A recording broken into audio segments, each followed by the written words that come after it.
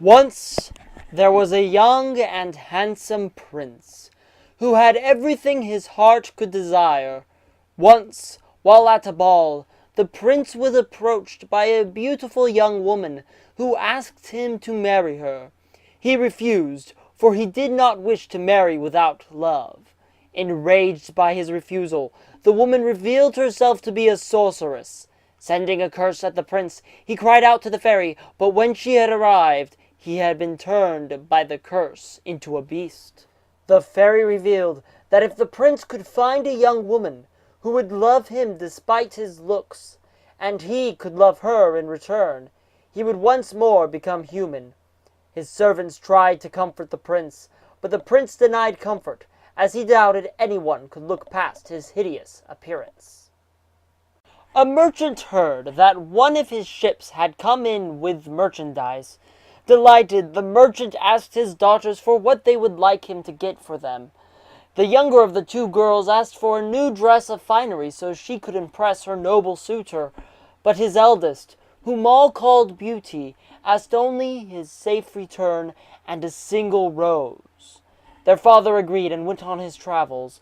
Though unable to retrieve all his cargo, he managed to have enough to get the youngest her dress. On his way home, he found himself in a strange area, and, needing rest, he entered a mysterious castle, where he was given all that he needed, including a place to sleep. The next morning, everything was ready for him to leave, when he came across a beautiful garden of roses. However, there was one rose, which appealed to him more than the others. He drew near to the rose, and could not help but pick it. With a harsh scream, a massive beast appeared to the merchant, its body cloaked in shadows, but its wrath powerful as it spoke. "Why did you pick my rose?" The merchant, trembling in fear, managed to stammer out his story to the imposing figure before him. The beast listened, and seemed to soften as the old man told his tale. After some moments, the beast told the merchant to return to his family, but in 3 days, either the merchant would return as a prisoner, or send one of his daughters as a guest instead. The miller managed to stammer out an agreement to the beast's command, and so was presented with a ring, which would allow transport to the castle. The miller was also informed that the rose he had picked was enchanted, and would stay bloomed forever. The miller bowed in thanks, and left. As the youngest sister asked Beauty when their father was due home, the merchant, tired from his journey, walked in the door. After being greeted by his daughters, he presented the youngest with a dress, before handing Beauty the rose. "Papa, what's wrong?" Beauty asked. The merchant sighed, then told his daughters the sad tale. When he had finished, he told his daughters that he would go, unwilling to have either suffer for his actions. Beauty, however, disagreed, and insisted that she would go. The merchant refused to consider such a notion, but Beauty stood firm, and eventually convinced her father that she would go.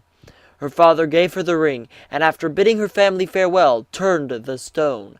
Instantly, she disappeared from view, and arrived in the grand hallway of the castle, where a servant greeted her.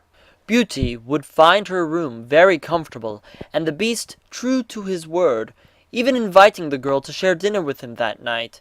She agreed, and as she sat at the table, she noticed that his side was dark and shadowed. When she asked why, the beast replied, "I do not wish for you to fear my appearance." Beauty accepted this answer for the moment, but as dinner came to a close, she said, "If I am to stay with you, for however long, I feel it only right that I should see you."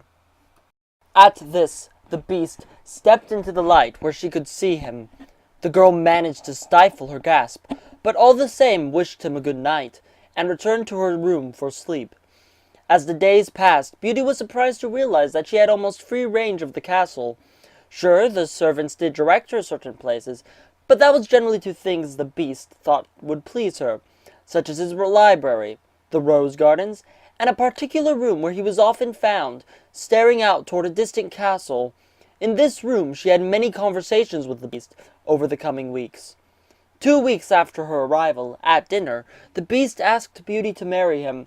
She refused, citing their having only known each other for a couple of weeks.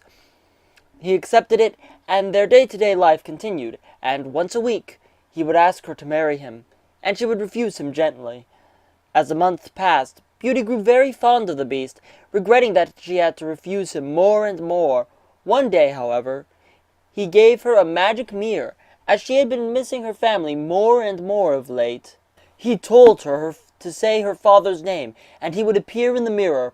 When she did this, she saw her father struck with an illness.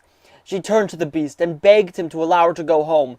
Seeing her sorrow, the Beast complied, sending her with finery and jewels, and a request that she return in a week's time. "If you do not, you shall see me no more," he explained. She used the ring, and was instantly taken to her home. Both her sister and her father were amazed at what she told them, listening in awe as she told of the Beast's generosity and of his kindness. On the 7th day, her father now well, Beauty was making ready to leave when a former suitor of hers appeared at the door. The suitor tried to convince Beauty to stay, but she held firm, and finally managed to slip away long enough to return to the castle. When she arrived, she heard the clock chiming the last of the hour. In hope that she was not too late, she searched frantically for the Beast, finding him near the rosebush that started it all. "I'm back!" she said, looking at him with tearful eyes. He smiled painfully when he saw her, telling her she had perfect timing. "This way. I know you actually cared before I die." She cried in alarm and began to beg him not to die, that he could not die so soon. But he raised his hand to her lips, telling her that it was probably for the best. As the light faded from his eyes, she whispered tearfully, "I love you!" just as he breathed his last. As Beauty cried over his death, the former suitor appeared and revealed his true form, that of the sorceress who had cursed the Beast. She laughed at his death and at her victory. Beauty, astonished by all of this, wept for all of the tragedy that her love had suffered. Suddenly, the Beast, covered in magic, rose before all the magic flew at the sorceress, banishing her. Beauty watched in stunned amazement, only recovering when the handsome prince, who had been the Beast, leaned down and said, "Beauty?" At which point she leapt into his arms and told him that she would happily marry him, and would have even if he was still a beast. He smiled at her for her love and thanked her. Together they used the ring to return to her family's cottage to ask her father's blessing, which he happily gave. Beauty and her prince were married in a beautiful wedding, alongside Beauty's sister and that young woman's suitor. The prince commanded that every year a red rose would be given to a fair maiden in honor of his wife saving him from his enchantment. And of course, they lived happily ever after. Ring!